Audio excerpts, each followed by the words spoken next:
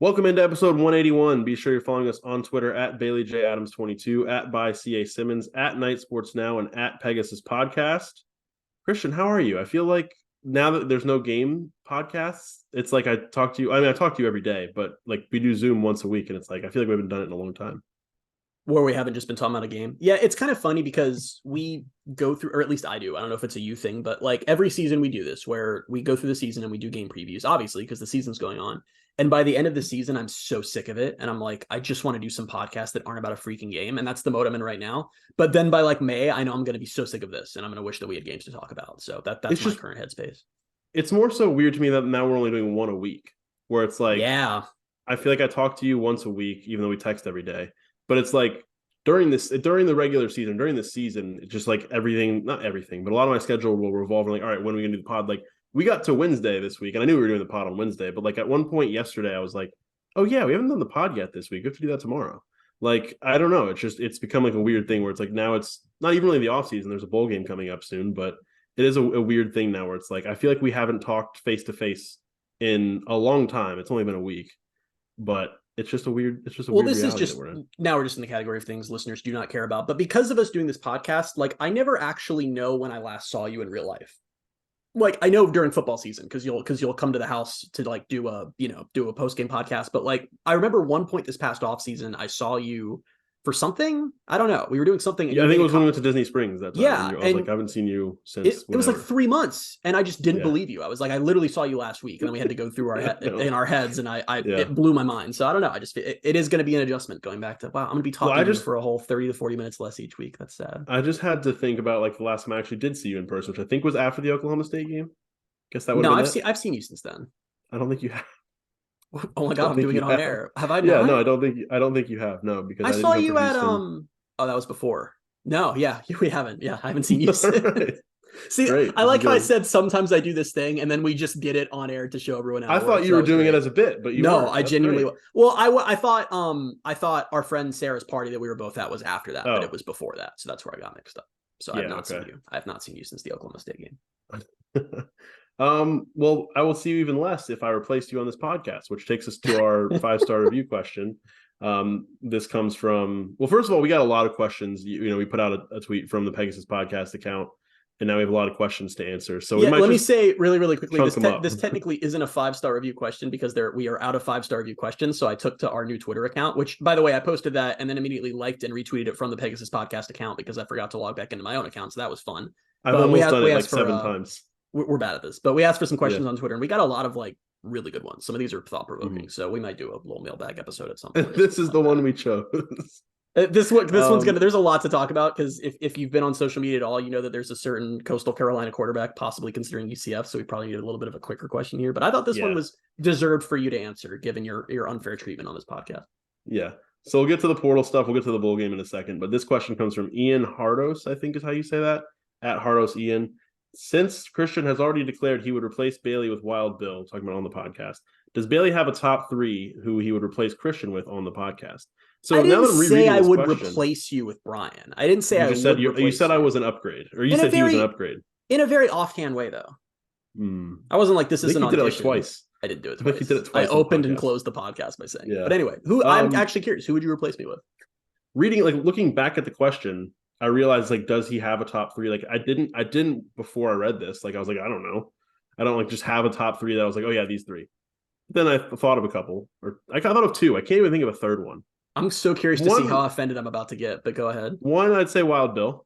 I figured. Yeah. He's just better than both of us. Yeah.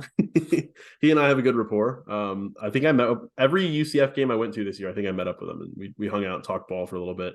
I'm assuming he likes you more than me since like 4 UCF home games in a row. He messaged us and said, do you want to meet up before the game? And I just replied, can't, and just went to the press box I was stressed about getting there on time. And then he would message me separately. And then you'd be like, well, I didn't get a message from Wild Bill. And I'm like, well, I think he just realizes that you're kind of unattainable at this point. Like the absolute worst one was the second to last home game of the season. Trace Trilco from Sons of UCF gets up to the press box and sees me and goes, hey, Wild Bill was looking for you downstairs. And I was like, I swear to God, I didn't know that, but it's fine. Yeah. So, okay, I'd say Brian, and then not that this person would ever agree to it because he doesn't have the time, but I'm just going to say JP Gilbert. just because I think it would be fun and chaotic. chaotic. Oh man, It'd be fun and chaotic, and I think it would be good. But I think from every response he ever gets about doing women's basketball reports on Sons of UCF, I think he doesn't have time for podcasts. So I don't think he'd want to do this as a weekly thing with me. But I actually absolutely should have known that would be on your list because we made the Pegasus Podcast Twitter and we had it for about a minute before I saw that you requested to follow JP. So that's not a surprise. Well, you have to. You got to be plugged in with what's going on UCF Twitter, and we both follow him. Why does the Pegasus Podcast? Whatever. Because sometimes I want to. My Twitter timeline is very like sporadic because I have all the Bucks stuff, I have all the UCF stuff, I just have random stuff. So sometimes I might think. I was thinking ahead on this. I was like, I might want to just kind of look at UCF only stuff, and it's like that's going to be the Pegasus Podcast Twitter account for me. I didn't realize that's how. You know what? That's a good. I'm okay with that. I'm okay with that. I don't know if I have a third one. The third person that just came to mind, like just before we started doing the podcast, was Marlon Williams, just because he keeps tweeting about UCF stuff, and it's just like I don't know. Me and Marlon Williams could have a podcast. You could have given me 100,000 guesses at who the third name was going to be, and I never would have landed on Marlon Williams. I didn't have one, but he's been like arguing with people on Twitter a lot lately, and I feel like that's he has been. He's been very and he just seems like he wants to be. He's in the mix with UCF fans. So. See, that's the thing is, if you were going to replace me or upgrade, like it would need to be someone like JP who just is going to piss people off because I feel like that is my role. Now the thing is, it's not intentionally my role, but it just sort of naturally happens as I talk. So. Just who you are and your opinions and personality. I'm just an annoying person. I don't know what to tell you. It's crazy. I guess so. No, I don't know. I legitimately couldn't think of another person after JP and Brian. So I don't know. Marlon. Let's give Marlon Williams the third spot. Nice. Yeah. I'm gonna say Dylan Gabriel. I don't think he and I would have a single thing to talk about. I actually would love to see you and Dylan Gabriel have a conversation. Like, what would that even look like? What would you talk about? I don't know. I feel like he and I would just like stare at each other for like a little bit. See, that's what in my brain I was imagining you both just staring blankly at each other. I don't know why that's where my brain went, but yeah, I feel like that would be the vibe of you guys. That wouldn't be a very good podcast. No, I don't think it would. It would make for a really weird like video podcast where we're both just staring at the screen and just. But anyway, he's a past UCF quarterback. Let's talk about a future UCF quarterback, Grayson McCall. So we're just declaring that as a fact. Apparently, it's great. Where we left off last week, though, was Tyler Shuck had visited UCF. There was interest there. Yep. He's off to Louisville, so he's off the board. I think that's okay. Like I know there was a kind of split opinions on him as a possibility coming to UCF. I wasn't like pumped about it, but I could see why there was interest there. But no, he's going to Louisville. And then honestly, let's just go back to where. Even like at the beginning of this, I think before we even did the podcast last week, just kind of the names started entering or rumors started circulating about who was going to be in the transfer portal. And we're like, wow, there's a lot of quarterbacks in the portal or that are entering the portal. And I was like thinking of some that I'd like heard of a lot or I've been like, oh yeah, I would love if he came here. And like, I was just like these top few names, like I would like these guys, but they're never coming to UCF because there's just not going to be the money. Grayson McCall was one of those guys until was it yesterday? Was it Monday? Yep. Was it Tuesday night that it was reported by On3 first that he would be visiting UCF this weekend? It was Tuesday night. In addition to visiting NC State this weekend. And I think those are the two programs we've heard of so far for McCall. We now know, courtesy of Jamie Say at WKMG, that while Tyler Shuck was announcing his commitment to Louisville, Gus was visiting Grayson McCall in South Carolina. So now it's one of those ones where did UCF quote unquote move on to Grayson McCall because they didn't think they were getting Tyler Shuck, or did Tyler Shuck commit to Louisville because UCF realized they had a shot at Grayson McCall? We may never know the answer to that one, but this is a wild one. If you're one of the people who listens to this podcast and you're more of a UCF fan than a college football fan, Grayson McCall has been Coastal Carolina's quarterback for 3 years. He is bar none one of the best quarterbacks in college football, probably a top 15, top 20 quarterback the last couple of years. And I still don't fully understand why UCF is in this. Grayson McCall entered the portal last season as well, and Auburn really wanted him, and Auburn got him, and he ended up not transferring there. It was something weird. It was like he ended up realizing he hadn't like gotten enough academic credits from Coastal to transfer, and like that's what fell through him transferring to Auburn. He ended up coming back to Coastal for another year. So this is a highly, highly, highly thought of player, and I'm just very surprised that UCF is not only in this, but maybe the favorite as of now. From it seems like where things stand. So that's the thing. So he's actually been a 4-year starter there. He's been at Coastal for 5 years. He started 2020, 2021, 2022, and then this past year, 2023. He's won Sun Belt Player of the Year 3 times. He's just what I like when you look at his stats and stuff is like 26 touchdowns, 3 interceptions, 27 touchdowns, 3 interceptions, 24 touchdowns, 2 interceptions. And this past year, a little bit of a step back, 10 touchdowns, 6 interceptions in a new system and all that. But I was going to say the background on this past season, which might be if we're trying to come up with reasons that UCF might be in it for a quarterback that they probably shouldn't be in it for, just given how good he is that Jamie Chadwell was Coastal Carolina's coach while Grayson McCall was there. And he ran a very, very weird, very specific offense that isn't really like anything else in college football. And that was the offense that Grayson McCall thrived in. It was a lot of option type stuff. It involved him using his legs a ton. Their new coach moved them to air raid, and he just was having a hard time with that. And then he got hurt, and that was the end of his season, clearly his Coastal career. So that's one of the reasons I can think of that maybe UCF is more in this than you would expect them to be, is that are other schools wondering, is this a system guy? Did he just put up those gaudy numbers and look awesome because he was in a system that really catered to his skill set? And my answer to that would be Grayson McCall is like an Uber John Rice Plumlee. He's one of those guys who was put on earth to run an offense that Gus Malzahn helps design. So if he is a system guy, great. UCF has a system that can feature him very well. Yeah, because that's the thing is you'll all the passing stats I just said are great, but Gus is looking at the rushing stats. Oh yeah, not really, but maybe he is.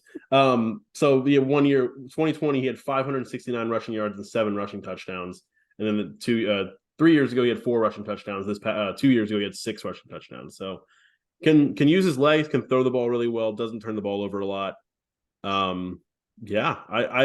told you, like I was saying this to you last night. I was like, I just didn't think it was a possibility. It was like I think even one of my friends, Matt, texted me and was like, "Oh, the Coastal Carolina guy's in the portal," and I was like, "Yeah, but we can't afford him." Yep.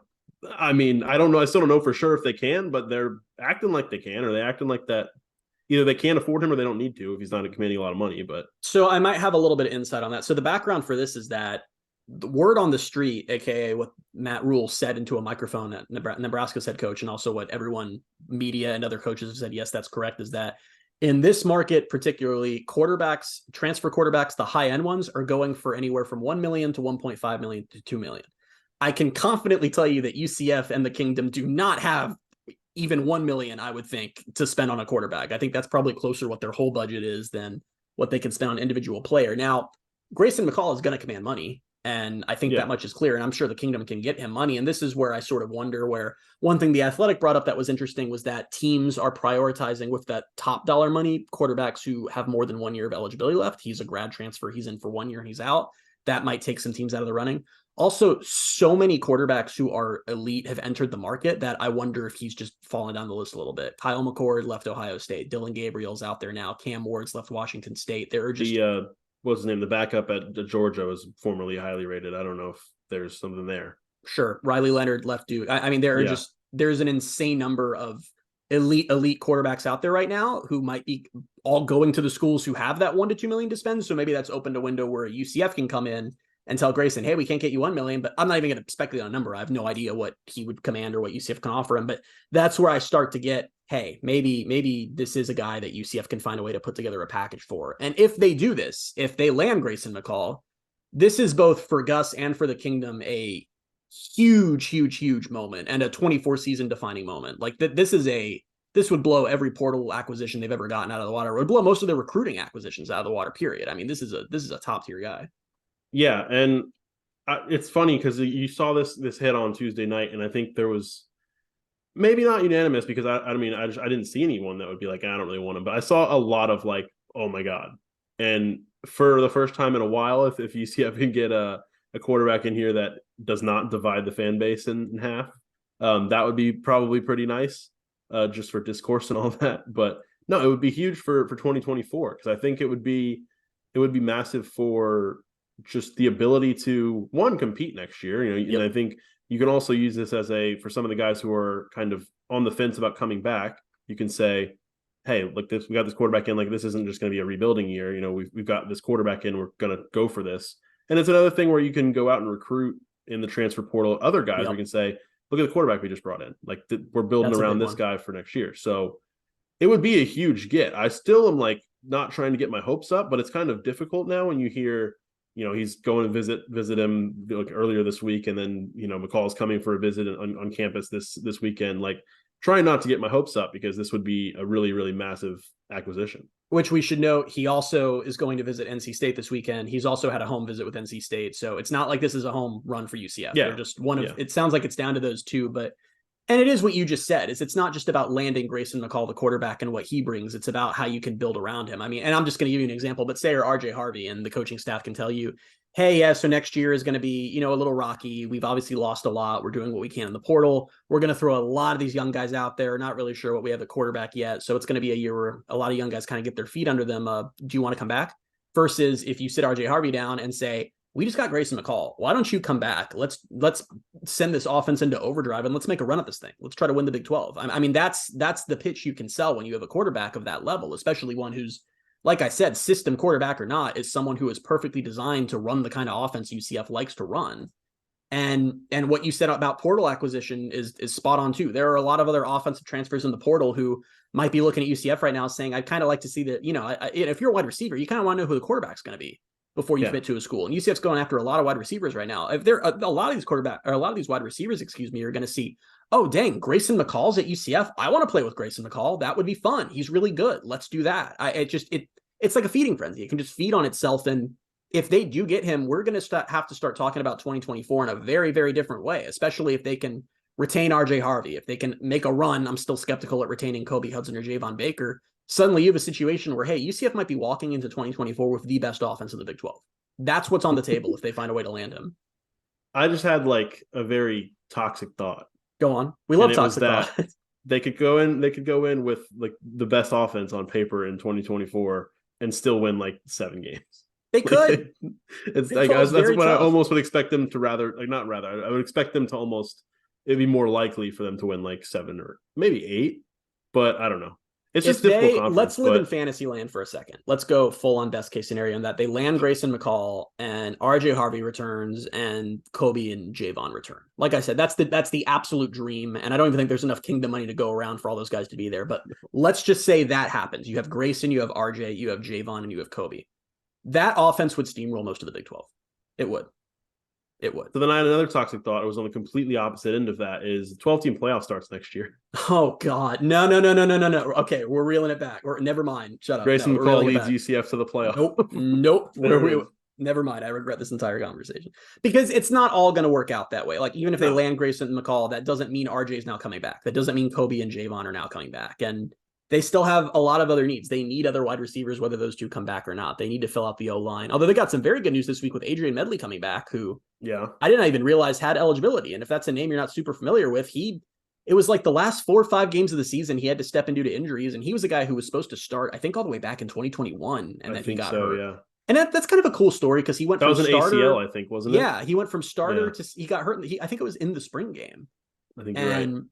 Injury falls completely out of the depth chart. And then suddenly 2 years later, he comes back to start the final stretch of the season and was great while he was there. So you now have him to build with. You have Caden Kittler to build with. You have Marcellus Marshall to build with. So O-line is not as scary from a depth perspective as it was looking, a few days ago. But still, I'm just saying not all of those happen, even if they get Grayson. No. I'm terrified now that you said playoff. Now I'm like, oh my God, let's not be that podcast. No, let's scale away. I'm thinking that was in terms of if they landed McCall, if they were able to retain Harvey, Baker, and Kobe, if like all 4 of those guys were on the offense. I'm not saying that actually I don't think it's actually a real thing that you could think about, but it was fun to think about. And deeply regret it. If that exact scenario happened, Grayson, RJ, Kobe, and Javon all come back, you could talk me into it this offseason. There's other things on the other side of the ball. You still need to find probably 2 linebackers who are both going to start, but however many games they win, that would be such a freaking fun offense, man. Like that would just be like backyard ball. It would be so freaking fun. They put up a bunch of points. A lot of teams on their schedule would have a hard time with that. It would just be fun. It would be a very enjoyable season. Yeah. So I hope it happens. I'm now waiting for and I know it's kind of we're in no man's land right now with it still being the middle of the week. It's like, all right, the visit's coming this weekend and it's going to be, I guess, maybe the end of the weekend before we're like, all right, should we start to expect a commitment announcement to whether it's UCF or NC State or anywhere else? Like, I just want him to make his decision, but he's not even on his visits yet. So it's like, now I'm just waiting. We'll get a decision quick. The portal stuff moves fast. And the other added thing here is not only are we very excited about the possibility of this, and first off, let me say, I think it comes down to NIL, because I think everything else UCF wins this against NC State and a lot of other schools that would be coming after him just head to head, just because of Gus and just because of the offense and what they can offer of going into the Big 12, which is traditionally an offense happy conference. And hey, and also being like, do you want to be a starting quarterback? Here's the starting job. I think. Like, well, I think a lot of coming schools, in here. Auburn was offering him that last year, so true, that he has that, he'll get that wherever he wants to go, and he'll get that at NC State if he goes there. But I think it's just, you have to look at his situation, right? He put up crazy numbers and was really, really fun to watch in a very specific to his skill set offense. Then he has a new coach comes in who says, we're going to go air raid and just chuck it downfield a bunch. His numbers depreciate. He gets hurt. He's looking for a fit. He's not just looking for, brand name team or whatever. And there are very few schools in the quarterback market right now who can offer a more catered to his skill set offense and the starting job than UCF can. Donate to the kingdom. Donate to the kingdom. Yeah. Yeah. Cause I do. I think it might be one of those things, like you just said, all of that, like all things being equal. Yeah. I would probably agree. The other thing is just like that with that being the case, I think they just have to be able to give him like something decent. Like they need to give him, they're going to need to give him some NIL, obviously. Yeah. Which I'm sure they have. Yeah. I'm sure they have some earmarked for who the quarterback is. I just had a thought. What do you think about this? This is a pure hypothetical. This is not based in fact or reality. It's just a thought. Say that you were the kingdom and you have enough money to either get Grayson McCall or retain RJ Harvey, but not both. What do you do? This is purely hypothetical. This isn't based in anything. It's just like a thought experiment. What do you do? I'd probably say Harvey. I kind of feel the same way, which feels stupid. Like it feels dumb to bail on landing a star at the most important position in football. But RJ Harvey is so good. Yeah, and I think part of it too for me is like loyalty, where it's like I don't know. Harvey's like our guy, so I think that's part of it. So now, yeah, I think we talked about it. Like if he comes back for another year, he will 100% be like in the top echelon of UCF players ever 100%. With another season like he just had. So like I would love for that to happen. So that's another reason I'd say him. But I'm just having the fantasy in my brain of Grayson McCall and RJ Harvey on UCF's team next year, and I'm getting like butterflies for a season that is 10 months away right now. I just a hypothetical season that would still be 10 months away, even if it wasn't a hypothetical season and it was a real season. It's dreams about two players, neither of which are confirmed to be coming to UCF. That's where we're at right now. But I need it. I absolutely need it. Yeah, would love it. Not a lot. I mean, not to say not a lot. I guess there's been a lot of offers elsewhere for no incomings yet for the portal for UCF. A lot of offers out to linebackers, wide receivers. I think I've seen some linemen. But I don't know, anything you want to talk about there before we talk about who's left, which really still isn't even crazy. Yeah, I mean, I think as usual, we're kind of getting we're getting a understanding of what UCF's looking for based on how the offers are going. I mean, we are seeing three positions where UCF has put out about 1 billion offers, and it's wide receiver, it's linebacker, and it's offensive line. So clearly they have identified that as their needs, and they're kind of covering the board. Some of those are P5 guys, some of those are G5 guys. I was kind of doing an experiment where I don't have the numbers right in front of me, which I should have done before we hopped on the pod. Maybe we can talk about it next week. But I was looking at UCF's incoming transfers from the last two classes and who was a straight up bust and who actually ended up playing or starting. And most of the busts, not all of them, but most of the busts were the formerly highly rated guy who's sitting on a P5's bench. And most of the contributors were G5 and FCS guys. And I kind of found that interesting. I wonder if it just makes sense to prioritize production versus potential that maybe didn't pan out, Yeah, no, I think there's enough of a sample size so far to say maybe they should try to go that route. Not saying they need to completely shut out the guys and go completely in one direction, but I think maybe gear it toward that a little bit more, because there was a lot of former 5-star who didn't really play much at previous school, and like we saw that a lot. And yeah, I'm fine like with still taking some shots there, but maybe going more with like, hey, this guy was very productive at this level. He wants to jump up. We'll see, we'll see what he has there. So, and I will say the reason I went back to look at that is because it feels like UCF's offers this cycle have heavily skewed towards FCS, D2, G5 guys, and not a whole lot of P5 guys, which I find interesting. And I guess that's probably why they probably just had enough of high-fiving and cheering after they get off the phone and landed a former 5-star, and then he gets in and he's not even worth being second string. I think that's probably really disheartening after a while. And Can I call out one very specific player who we don't even know if he's coming to UCF just because of an interview he gave? Sure. Oh yeah, I know who this is. I want to talk about Wyatt Wright, the linebacker from Mississippi Gulf Coast Community College. Excuse me, that's a mouthful. That's a long name for a school. Mississippi Gulf Coast Community College. Yeah, that's a lot. Yeah, so he's interested in UCF. Hey, I don't know. He sounded very excited about UCF. Brandon Helwig interviewed him, and he seems like a guy who might come here just because of how excited he was. But I have to read this quote from him from Brandon Helwig's interview because Wyatt Wright will be my favorite player on UCF's roster next year if he commits, and here's why. This is his quote. "If I'm being honest, I was really waiting on that UCF offer. I told my dad they were interested, and we started looking at UCF on YouTube, doing our research. One of the first things that caught my eye was the uniforms. I love the different color combinations that they have. I call them flavors. I've seen the Space U. I've always wanted to play in all black. They have the black and gold, the black and blue. I love this kid. I call them flavors. I call them incredible. flavors. He's one of us. We got to get him on the podcast if he comes here. Brandon didn't just interview you as if you were a community college linebacker? It's me. I'm Wyatt Wright. Yeah. I just love his pause to go, I call them flavors. I love that. I love the uniform enthusiasm. They got to get him. Absolutely have to get that kid. Piece of trivia for you. Scared one now. of the receivers that they're going after is from Tufts. Do you know the Tufts mascot?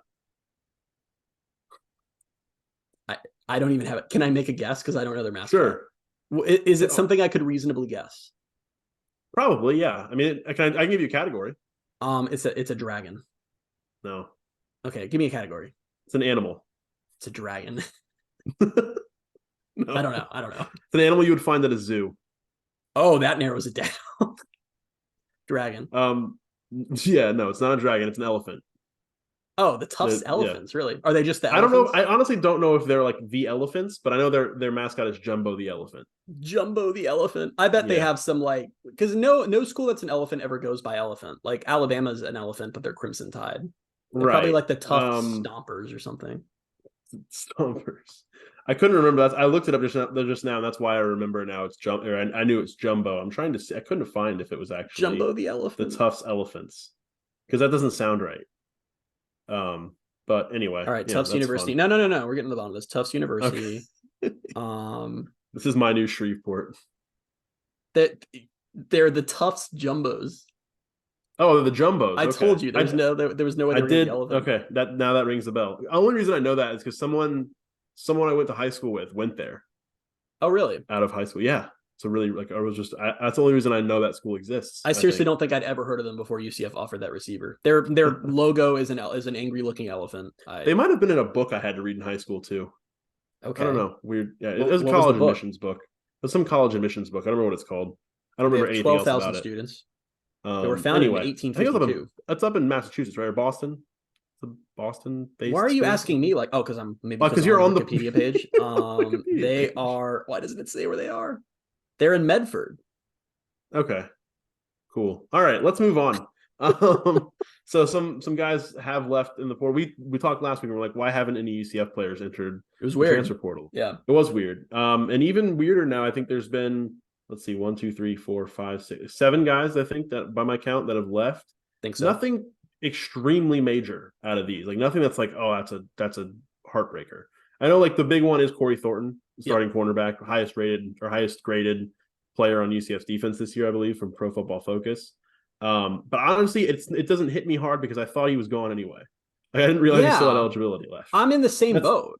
Like it doesn't really feel like a loss exclusively just because I had no idea that he had another year left, which is kind of funny. Yeah. But the other thing is you compare this to last year where UCF played the conference title game and within hours, Ryan O'Keefe, Devontae Brown, and Jeremiah Jean-Baptiste were all in the portal, which wasn't a huge deal at the time. And we tried to caution them on the podcast. Those were guys that the coaching staff was kind of ready for them to move on. But compare that with this where there will be more. I'm not saying that it's done. I'm sure there will be other entries. I'm sure there will be some that we are surprised at. But as of right now, they really haven't lost anything crazy. It sucks to lose Corey Thornton, but just since he isn't someone I think anyone expected to be back, it just doesn't feel like a giant loss, especially since that's a position that they can probably replace fairly easily as well. Yeah. We can go down the list. I guess the other two we'll talk about before we go down the whole list is the other two that are probably more names people are talking about, which is Drake Metcalf's one of them. Came for 1 year, and I guess he must have earned another degree at UCF in 1 year. I guess because he just came to UCF as a grad transfer from Stanford. But he didn't even get here for spring. He got here in, I think, Yeah. May. So that was a very quick degree he earned, but he did get it done. So he's gone, which I think was counting him in next year just because I assumed he couldn't transfer again, and it's not really a loss. I mean, it just kind of sucks it didn't work out here. I mean, he started out at center and got benched. He got moved to left guard. They then gave him another chance at center. He got benched again. It just wasn't working, you know? Yeah. When they went to Lukahi at center, when they had a healthy Drake Metcalf, who is actually a center. Yeah. I think that was kind of that was either that, and that's why I kind of felt like, all right, if he's back next year, he's playing guard, which I kind of just assumed he'd be back, like you said. Like he came as a grad. That's another one. I'm so bad with the eligibility because I thought like he wasn't coming back next year because I thought he was a grad transfer this past season and that was his last year. Like he came as a grad transfer and that was it. It seems like the rules are kind of just. I knew he had another year. We knew that because I remember that was part of the reason we were excited when they got him. But it's another example of how the portal is just kind of a crapshoot. I mean, he's a guy that was a former 4-star. He was a guy that a lot of teams had interest in. It was considered a big deal. UCF landed him, and then he gets in and he can't even really snap the ball. I remember crazy. UCF added Bula Schmidt, and then they went out and got Drake Metcalf, and I was more excited about Metcalf than Bula. And then I would say Bula had a better season. We thought that said a lot about Bula, the fact that they added him and then went to go get another center. And then Bula ended up having a pretty solid year outside of injuries. Yeah. So you just never know. It's all such a crapshoot. Then the other one, which I wouldn't say is a surprise at all, but it's Jordan McDonald. Running back he's been there 2 years now, and he kind of just wasn't really on the field much. And I think there was there were clearly guys ahead of him, and they're bringing in a bunch of highly rated running backs in the coming years. So he probably saw, one, he's not playing a lot anyway, and two, there's guys that are going to keep coming in that are going to make sure that he doesn't play a lot. So I'm a little surprised that everyone kind of knew that one was coming. I am a little surprised that he didn't wait to see what RJ was doing before making that decision, but I guess he just had decided it was time to move on, because you're right that whether RJ comes back or not, Frankie Arthur and Stacey Gage are coming in next year, and it sucks it didn't work out for Jordan McDonald. He's a guy that I think a lot of the fan base wanted it to work for, and we thought this year they'd found a role for him because the first couple games they were trying Wild Bowser with him, and it really just it wasn't working very well. He was having a hard time with it. They ended up just using RJ for those, and that's what's great about RJ is he can just kind of do everything. And I think you saw a lot of the snaps for the other running backs just start to dissolve as the year moved on, because it just got to the point where any snap you weren't giving to RJ felt like a waste, you know? Right. So yeah, those are the three like big ones. And then the other ones were Fred Davis, who came from Clemson last year, and we never saw him. Never played. Jalen Griffin and Tyler Griffin, so 2 wide receivers headed out. Let me tell you about Jalen Griffin. I am going to miss Jalen Griffin a lot. I'm going to miss his weight room updates that he would always post on Instagram, where we would get a lot of insider info on He really stopped that this year, didn't he? They must have. Did he? Well, I don't know. Did he not? He would post a screenshot, and it's the entire paper of how everyone did, and he circles his name, and it's like Jalen Griffin had a good day. And then there's all these lists of like player X did not show up. Player B did not. Player B showed poor effort and was uncoachable. Yeah. It was just crazy that he would keep posting those. It was very entertaining in the offseason. Yeah. So then 2 Griffins, and then the other one was Keenan Cupid, who was the last one so far. That was on Wednesday that happened. So yeah, sure there are, like you said, more going to be coming on the way. And maybe there will be some surprises, but nothing too crazy so far. Which, knock on wood, I guess. If we get through the cycle and Corey Thornton is the worst player that UCF lost, then UCF and the Kingdom did excuse me. Yeah, I got you. He's their worst loss, is what I was trying to say. The worst player they lost. I'm sorry, I was thinking of 2020 Corey Thornton. It tripped me up, and I was like, wait, what? No, that was stupid. Yeah, no, I got you. If he is their worst loss this cycle, then UCF and the Kingdom did a hell of a job retaining players, because truly that would be a departure from the last few seasons where they are losing multiple starters, or they're losing Dylan Gabriel and like I said, there could be others, but if we are done here in a month and that's their worst loss, we're great offseason. Yeah. I'm sure more will be coming down the line. There will be more incomings, obviously. Well, I say more, there hasn't been any yet. There will be incomings, and then we'll hopefully find out about some retentions here soon. I know the Kingdom with Medley posted here's an announcement, I'm coming back thing. I know there was a lot of that last year, wasn't there? I think it wasn't like, who was it? It was, I think Bowser did one. Sam Jackson had one back in the day. Sam Jackson did one where it was like, I think it was just all of them were in like the same style, where it was like, I'm coming back. So it was like almost like the Kingdom was like, hey, tweet that you're coming back. So I hope we see some of those soon from RJ. Did you find guys. it interesting that Drake Metcalf thanked the kingdom in his goodbye tweet? I didn't even notice. Didn't that was interesting. I just saw. I was like, oh, he's leaving. Like, wasn't worth my time to read his thoughts. No, I didn't. He thanked the kingdom. That's interesting. No, I didn't. Yeah, I thought that was interesting. Now, I will say with the ones we're waiting on, notably RJ and Kobe and Javon, is I don't know if that's coming soon because it seems like they're mostly considering NFL or coming back to UCF. So they have a little bit here. They don't have to decide anything right now. Maybe they don't have to decide anything, but I think I don't know. That's very interesting because I wondered this, but then realized that they do have the running backs coming in. But it was like if all of a sudden UCF goes out and offers a transfer running back with like 1 year of eligibility, then you kind of know that RJ's made his. So I don't know. Maybe we won't get those announcements soon.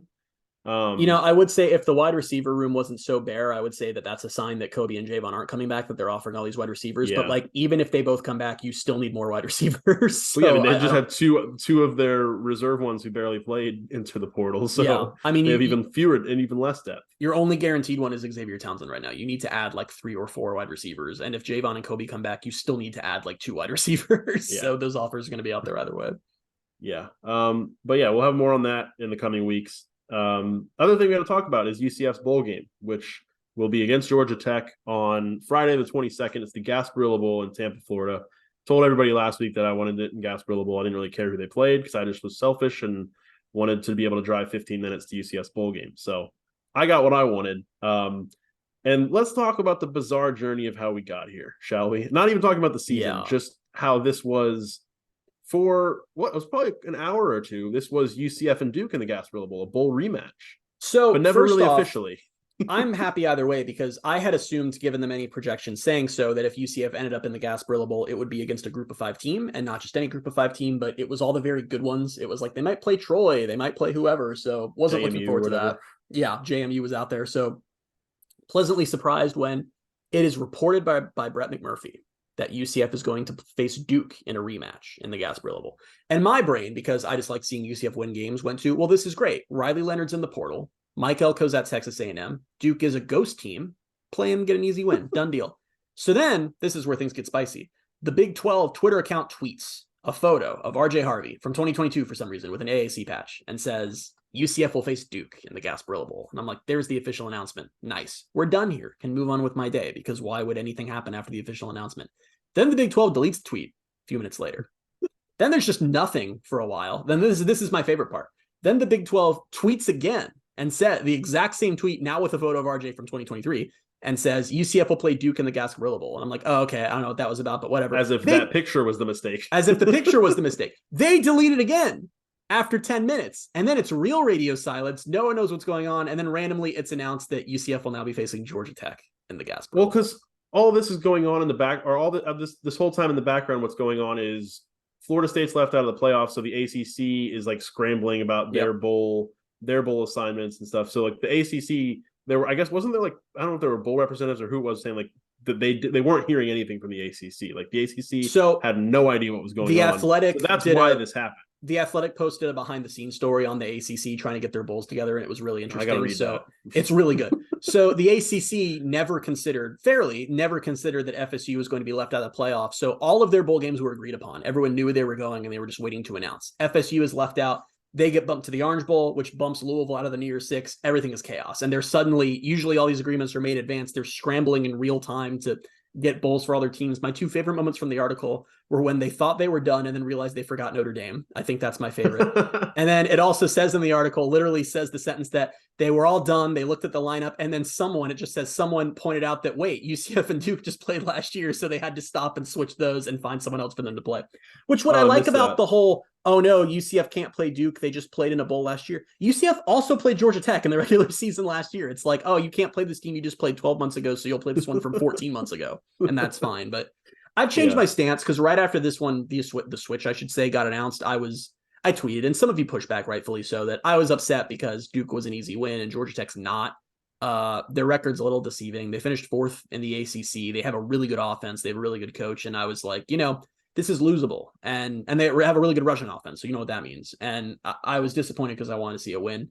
some fans push back and were like, I want to see them play a good team. I'd rather have a good matchup than an easy win. I'm coming around to that a little bit. Like, sure, I don't know how much it really matters one way or the other. Like, I think a win's a win, but yeah, it is interesting that maybe this one will matter a little more from the perspective of the Big 12 and ACC are kind of rivals now, since they're that next level of conferences behind the Big 10 and SEC. And if you can trot out the line that the 9th team in the Big 12 beat the 4th team in the ACC in a bowl, that's probably some fun Twitter banter. Yeah. What was also funny about this whole process was, for a couple of weeks, I think it was like I was doing the bowl projections and looking at them for this podcast, and obviously keeping an eye on where LSU was going to end up, because they were going to end up in Tampa and all that stuff. And a lot of it was LSU Notre Dame, because Brian Kelly versus Notre Dame, all that stuff was lining up, it seemed like. And then there's this whole thing going on where the ACC doesn't know where anyone's going. Notre Dame hasn't announced where they're going. And then the ReliaQuest Bowl, which is really just the Outback Bowl, was like LSU Wisconsin, and I was like, they probably just got tired of waiting, didn't they? Like, they were just like, we're not we're taking matters into our own hands. You should read, because that was in the story. That was part of what screwed up, is because there was some clause in the Outback Bowl. I refuse to call it the ReliaQuest Bowl. That is the Outback Bowl. There was some clause in it that if there's not X amount of ACC teams available or something, then it switches to a Big 10 bid. So then, and the ACC, like, all these rules are convoluted. It's not like there's someone who just knows them all. So in real time, the ACC's like, oh wait, we don't have the ReliaQuest Bowl. It just sounds like a mess. It sounded like a terrible day. I've always known that bowl to be Big 10 SEC, so that surprised me. But yeah, I don't know. I don't understand how any of this works anymore. It's so weird. But how about Louisville, who like, this doesn't make sense to me. Like, they were going because Florida. Well, it does make sense. I understand why it works, but it's just sort of sad for them that because Florida State was not selected for the college football playoff, Florida State took the ACC slot in the Orange Bowl. So Louisville was like, well, we did it. We went 10-3. We're going to the New Year's Six, and then they just go watch the show, and it's, oh no, you're not. Sorry, you don't get to go to the Orange Bowl. Yeah, and so my stance on that is almost similar to the whole Florida State thing. Is like, yeah, that kind of sucks for them, but also I didn't want to watch Louisville in a New Year's Six game. Like, I didn't think they were that good. I think you differ from most of the country on your Florida State take, because you seem totally fine with them being left out. No, I think it's really unfair, and I think I'm fine with it because I didn't want to watch them play in the playoff. I feel like there's no point for us going into it. We're a UCF podcast, like, this isn't in our range. But my thing with it, which is everyone's thing, is there was no point in playing a season if you're going to select teams that way. If you're just going to actually disregard real games, it's crazy. Because when you look at it, we'll go into it a little bit. Because when you talk about it, like, okay, well, fine, Alabama's a better team than Florida State. Well, it's like, okay, well, Georgia just lost by 3 points for the first time in I don't remember how many days, a lot of days. Yeah. So now, because they lost that game, like, if you're talking about the best teams, like, Georgia probably should be in too. Also, Florida State in their final rankings was ranked ahead of Georgia. And the committee, so which is it? Is it that you don't think FSU is as good as any of these teams, or you think they're not as good as Bama, but they're better than Georgia? When you get to, and it doesn't matter anyway, because we're moving to 12 teams next year, so finally this will stop. But to have the committee both privately and publicly say, yeah, we watched them and we're just horrified at how bad they were. We don't think they can win a national championship. As they move to 13-0. It just, and my other thing with that is, and it really was sort of, I don't know, outing the committee is just caring about dumb things, is, yeah, Florida State looked really bad on one side of the ball. Their defense was phenomenal. And it's like, have we moved into an era where defense just isn't a thing for people? It's just, how did the offense look? The other part of this is Tate Rodemaker did not play. He would have been back for a playoff game. And their whole argument was, well, they look so bad. And this has always been a remarkably dysfunctional sport. And the fact that we just had a bunch of people watch a conference championship game, a Power 5 conference championship game, and say, they just don't look that good tonight, let's not let them play in the playoff, is just mind-blowing to me. Jordan Travis apologized on Twitter for getting hurt. What are we doing? He said, I wish I would have broken my leg earlier in the year. What are we doing? Which is thank God crazy. This is over next year and we're just doing 12. Yeah. And so, like, that's the thing, is I do think it's absolutely insane. It is wrong, but also it's going to be a better game. So, like, the funniest outcome possible now is for Florida State to win the Orange Bowl and for Alabama to win, or any one-loss team to win the college football playoff, and then Florida State claims the national championship. That's the funniest outcome, because then they can never make fun of UCF again. I've seen a lot of that where, like, oh, like, Florida State should claim it. It's like, I don't think they're beating Georgia, so, like, I don't think it's really going to matter. I'm not sure if anyone's going to be playing on either team for that game. Both of them have already had a bunch of opt-outs, so that might be the most doesn't matter bowl of all time, is two teams that both the night before getting announced for that bowl were absolutely convinced they were going to play in the playoff and are now in the Orange Bowl against each other. Literally might be an all-time do not care bowl. The best was the screenshot of the coaches for the Orange Bowl Zoom press conference. Oh my where God. it's just both of them just like it's just if you and I were just staring it was like you and Dylan Gabriel on a podcast. Did the absolute best part of this was, did you see the video of Michigan's whole room and their team finding out that it was Alabama? Yeah. If you're listening to this and you haven't seen the video, Michigan, it's their whole watch party. It's the whole team and coaches and everything. And they're obviously expecting Florida State to show up as the fourth team. The Alabama logo pops up and the whole room goes, like just there was like giant collective gasp. I saw someone lean back and go, I was like, oh, that's not. Can you imagine being Michigan and you're sitting there like, this is great. We have our best team ever. We're going to play an FSU team that doesn't have their quarterback and has looked awful. And then the committee goes, no, Bama. I can't even imagine those poor folks. No, but I think the playoff games are going to be really good. So. This will be a good playoff. I'm excited. Yeah. Until next year when UCF makes the playoff with Grayson McCall and RJ Harvey and Kobe Hudson and Javon Baker. That's the other crazy thing, and we'll get back to UCF's Georgia Tech Gasparilla Bowl. We'll get back to that in a second. But that's the other crazy thing is, like, I think I'm agreeing with some people that are throwing the take out there that the committee did this because they knew they wouldn't have to face any repercussions about, like, precedents they're setting because they're going to 12 teams anyway. One thing I will say is the committee still has to rank teams next year. Like, it's not like they don't exist anymore, but it's true. It's not this. The stakes they'll be ranking. Oh, by the way, one more thing really quickly. You cannot say that undefeated Florida State doesn't deserve to be in because of Jordan Travis or whatever, and then put 13-0 Liberty in over SMU for the G5 bid. It makes no sense. But anyway, so next year, the 12-team playoff is they'll be ranking the down bracket area. It'll be the top 4 conference champions, so they don't rank that, but they'll be like this year would have been deciding if Ole Miss or Oklahoma or Penn State, which of those teams get the final couple playoff spots. So there'll still be drama. And that's the thing is, like, there's going to be drama and there will be arguments and stuff, which I think is still probably a good thing, but you'll be arguing like a 2-loss team versus a 3-loss team. And there can always be the card that you can pull where it's like, all right, just should have won more games. Also, those arguments are going to be fun and take up the same amount of energy, but they're also not going to actually impact who goes on to win the national championship for a change. Like, right, yeah, the 11 or 12 team isn't going to do it anyway. It's going to be so much better. The bracket of what it would have looked like this year is awesome. It's better in every single way. It's also going to make conference title games so much more interesting. Like, look at all these conference title games this past weekend and think about those as games where the winner's going to the playoff, and in a lot of cases the loser isn't. Those are it's like a playoff before the playoff. It's going to be fun. It's going to be a good time. Will be good. But anyway, back to the Gasparilla Bowl. It's the Georgia O'Leary Bowl.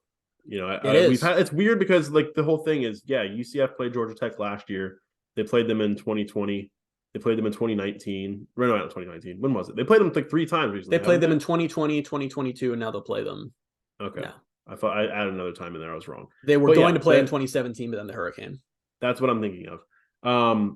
But yeah, so I guess that was confirmed. I don't remember who was confirmed that George O'Leary will be at the game. Yep. And that the Gasparilla Bowl has plans to honor him and everything. He's going to be rooting for Georgia Tech, right? Because Brent Key, his former assistant, is their head coach. He coached UCF for a long time, but doesn't have any relationship with any of the staff or these players.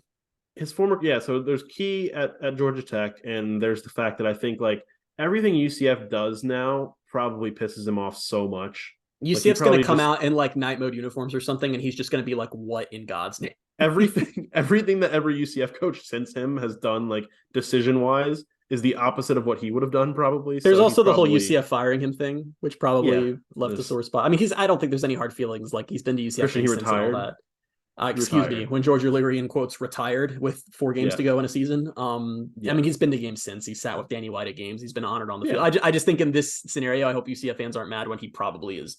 I don't think he's going to go out on the field and be like, go Yellow Jackets. I just think that he's going to be in his suite being like, I hope Brenke gets this one. Yeah. But I don't know. There's anything else you really want to touch on? We'll do like a full game preview. I kind of don't want to get too in depth because I know we're going to do a whole episode on this, so I don't want to touch on too much. I will say that a lot of the fans are like mad that they're in the Gasparilla Bowl and are like, I would have liked to go somewhere. And I just don't really get that, honestly. Well, so all that happened and then they sold out of the tickets immediately. They sold out of their initial and they sold them again. Yeah, exactly right. I don't.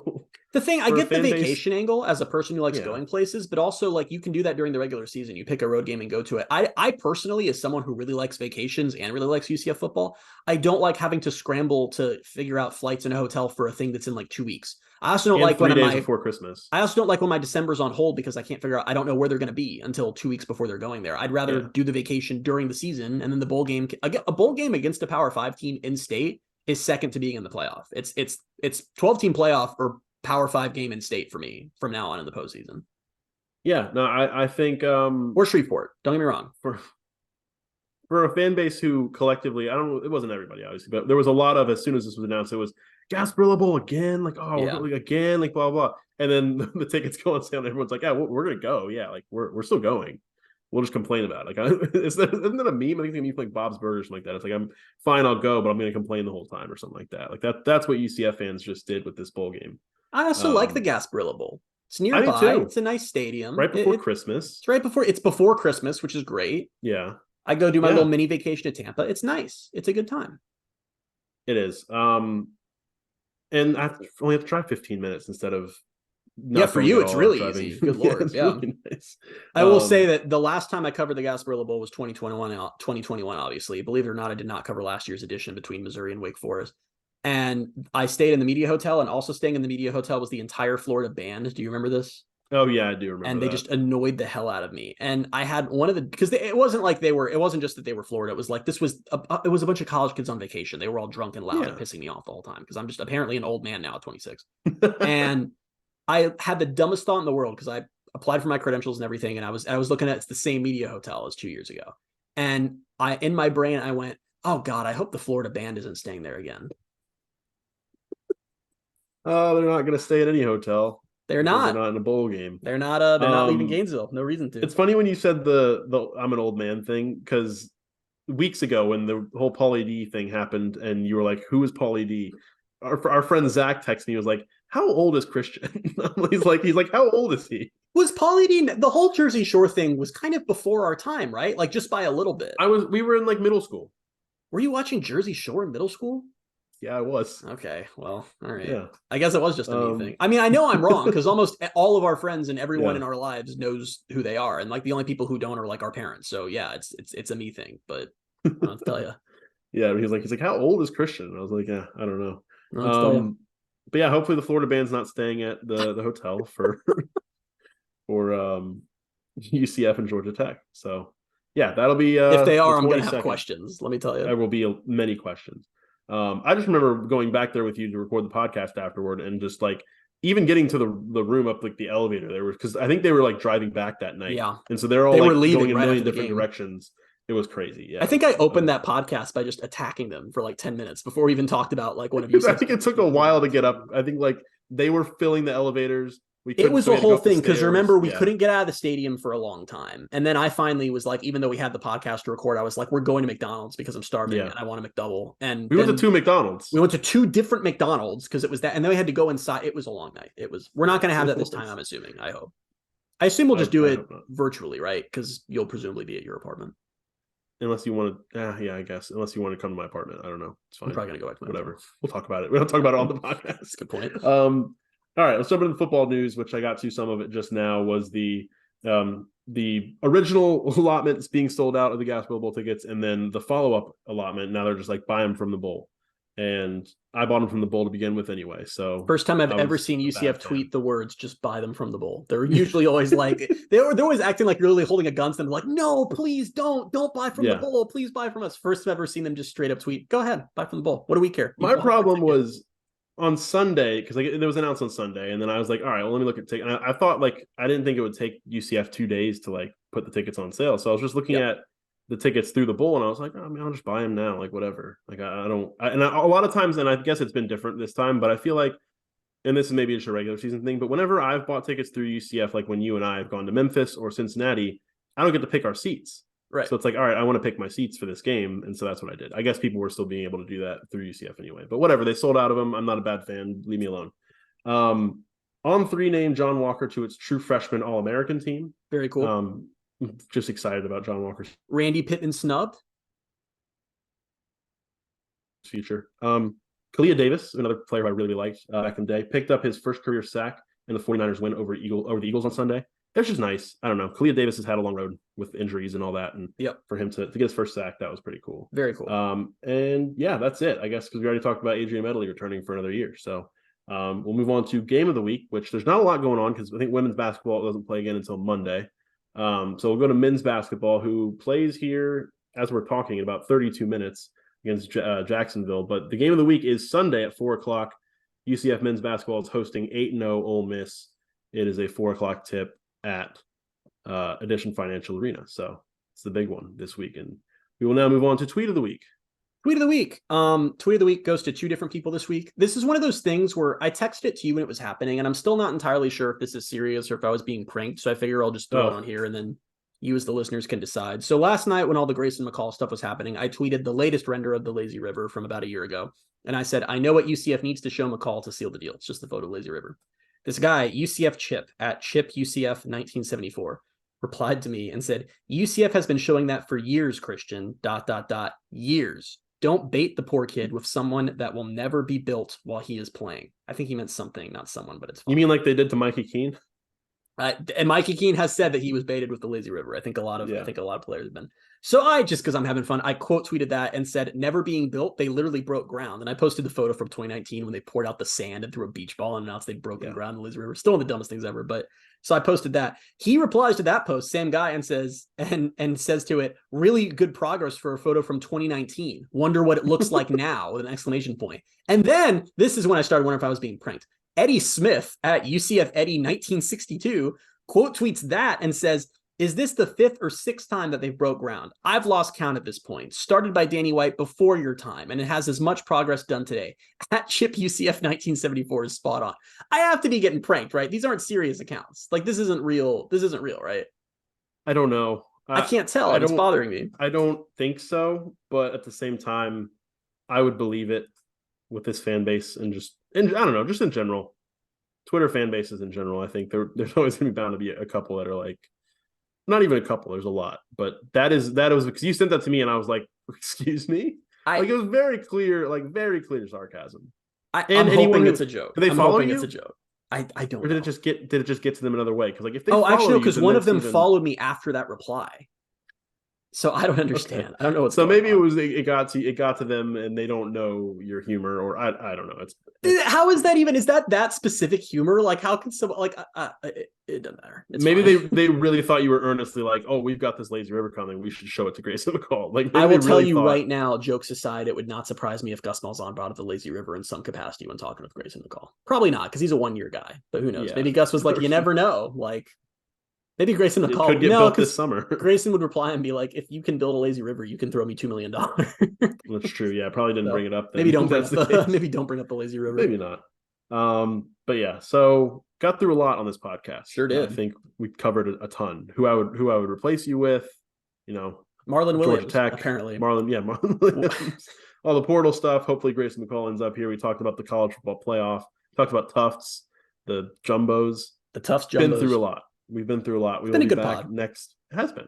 We'll be back next week. We usually do that after the podcast. We usually say, it's a good pod. It's a good pod. We'll be back next week with another good pod. It'll be episode 182. But until then, you can find us on Twitter at BaileyJAdams22, at ByCA Simmons, at Night Sports Now, and at Pegasus Podcast. Thank you guys so much for being with us, and we'll talk to you next week. Nice job. Bye, everybody.